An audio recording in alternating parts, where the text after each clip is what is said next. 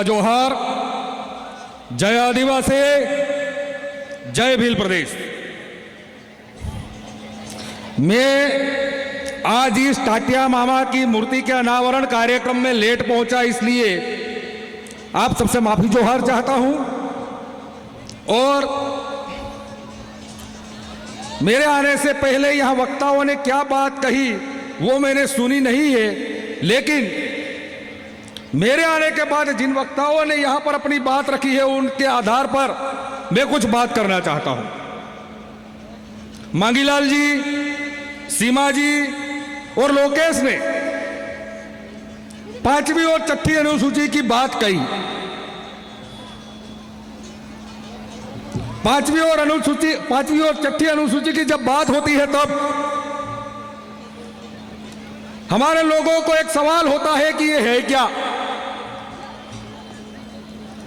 तो मैं इस मध्य प्रदेश के जोपट अलीराजपुर जिले के जो लोग हैं, झाबुआ से जो आए हैं, उन्हें मैं ये बताता हूं कि आज से 20-25 साल पहले जैसे आप लोग यहां रहते थे, जिस तरह से रहते थे, जिस तरह से आपका रुतबा था, जिस तरह से आपका डर था, जिस डर से यहां कोई गैर आदिवासी पैर रखने की कोशिश नहीं करता था, वही 5वीं अनुसूची थी।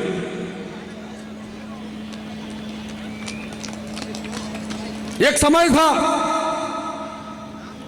जब मैं यहां से 25 साल पहले यहां से निकला था इस रास्ते से अलीराजपुर वाले, तब मुझे दाहोद में बताया गया था कि राजू भाई आप अलीराजपुर जा रहे हो, जरा संभल के जाना और कहीं कहीं रोके तो बोलना कि मैं भील हूं, नहीं तो आपको वहां से निकलने नहीं देंगे। वो ही 5वीं अनुसूची थी।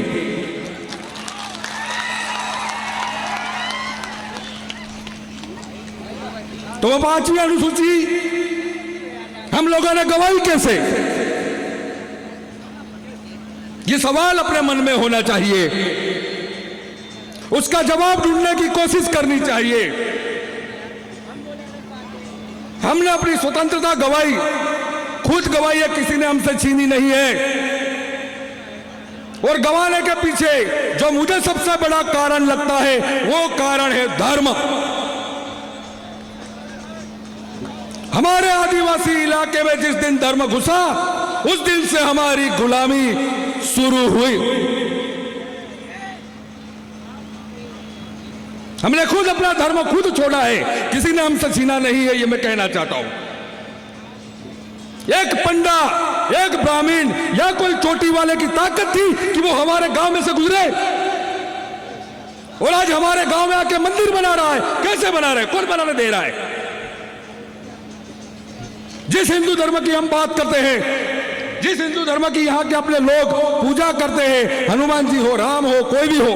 राम के बारे में मैं एक बात बता दूं, हमारे पुरखे कभी कभी कहते हैं कि राम हमारा शब्द है इसलिए हमारा भगवान है। राम तो हमारे पुरखे भी बोलते थे। राम शब्द कहां से आया वो जानना होगा।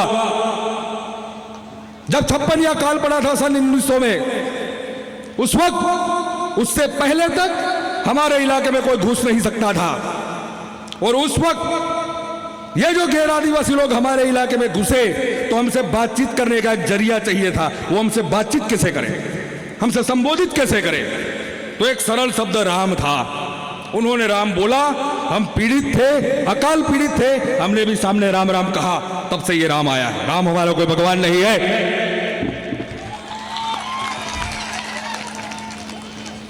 इसलिए इस धर्म को जिसने हमें अपनाया है उसे अब छोड़ना पड़ेगा। हमें पढ़ाया जाता है, कोई कथाकार हमें बताता है कि लाखों हजारों साल से हिंदू धर्म इस धरती का है। वो हिंदू को जब हमने विरोध शुरू किया तो आज सनातन धर्म बोलना शुरू किया है। तो हिंदू धर्म की जो भी पुस्तकें हैं, हिंदू धर्म की जो भी जानकारी है वो संस्कृत भाषा में लिखी गई है। तो मैं आपसे पूछना चाहता हूं, क्या संस्कृत भारत की भाषा है? तो संस्कृत है कहां की, यह भी तो जानना पड़ेगा। यूट्यूब पर सीरिया सर्च करना, सीरिया जहां पर आज लड़ाई चल रही है, वो सब एक दूसरे के सर काट रहे, वो सीरिया के मित्तानी साम्राज्य था। वो मित्तानी साम्राज्य की राजभाषा संस्कृत थे और मित्तानी साम्राज्य आज से 3500 साल पहले सीरिया पर राज करता था और वही सीरिया में आज मारकाट चल रही है। और हमें इस धर्म के नाम पर, इस संस्कृत के नाम पर हमें यहां मारकाट करने के लिए उस्काया जा रहा है। हमें उससे बचना बहुत जरूरी है।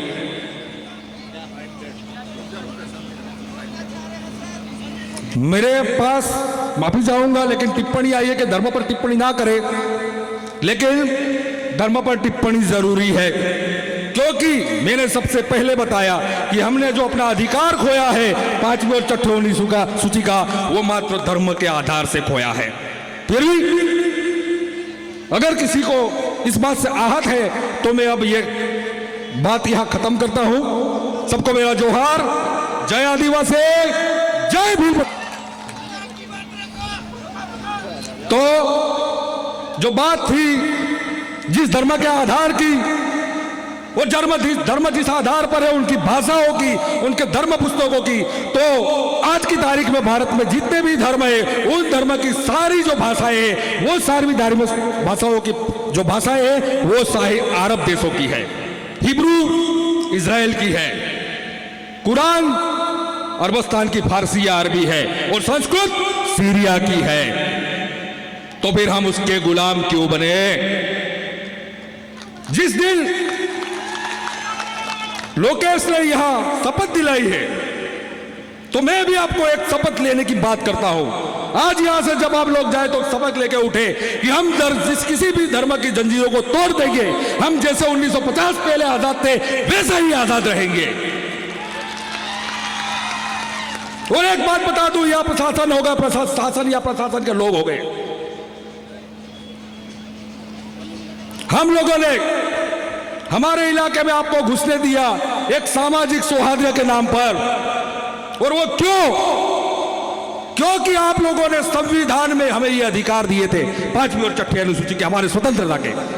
और अगर आज वो हमारे अधिकार छीनोगे, हमारे इलाके में आके अपना धार्मिक, राजनीतिक और आर्थिक प्रभाव बढ़ाओगे, तो फिर हमें फिर से टाटिया मामा बिरसा मुंडा बनना पड़ेगा। जो भी लोग, चाहे कांग्रेस के हो, बीजेपी के हो, कहीं के भी हो, चाहे वो पंडे हो या तो फिर जो हमारे भील, जो हमारे आदिवासी 1.5 फुट की चोटी लगा के मंदिर में बैठे, वो भी ये बात समझ ले।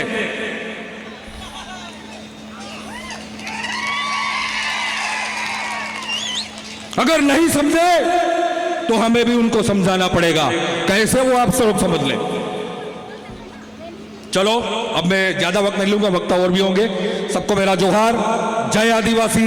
और ये स्वतंत्रता का एक शब्द है, अपनी गुलामी से निकलने का एक शब्द है। जय भीम प्रदेश।